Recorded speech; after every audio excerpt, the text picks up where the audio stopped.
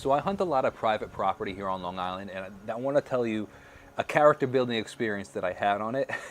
um, I'm incredibly grateful for this property that I get to hunt on. And honestly, it can be as simple. Honestly, you look at the zoning, certain towns allow it, certain towns don't. If your town or a town near you allows it, you could literally just go around and knock on doors, be like, hi, are you guys having a deer problem? And explain this like that you hunt archery and ask, can I have permission to hunt on your land? And the DEC has these permission slips where you give it to them, they sign something, you sign something, and puts the dates on it that they're allowing, and you can hunt their property as long as it fits the size. You have to be, for example, for archery, you have to be 150 feet from another dwelling place, and so just know the rules. But an interesting thing happens if you do end up shooting a deer on that property, and that deer runs onto another property. That's going to be an interesting conversation that you're going to have now with another homeowner, because now there might be a dead deer on somebody else's property, and by law you have to go. You can't just walk onto their property. You have to go knock on their door, and you essentially say, "Hey, excuse me."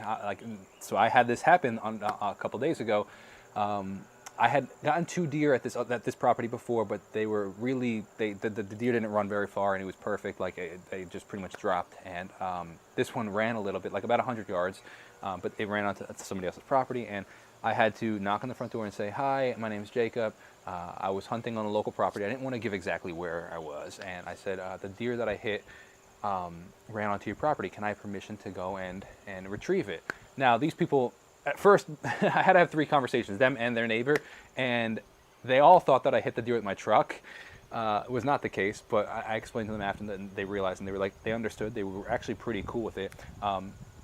And the one thing I want to say is, like, I heard a video recently about, people taking risks and like, oh, it's a risky thing to do, it's like, and he was like, honestly, most people aren't taking risks in life. They just need an opportunity, that they need to be a little courageous.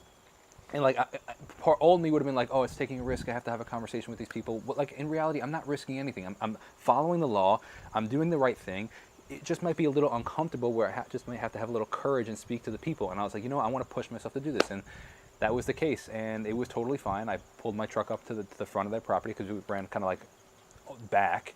And it was fine. And it was just a great character building opportunity. But I want to encourage you to look into it, maybe knock on some doors, and have the courage to have those conversations. Also, if they give you an issue, you can call a DEC. Granted, the homeowner does have the final say, but the DEC can come down and talk to them and have a polite conversation. It's all about being polite and respecting people. So keep that in mind for private property hunting.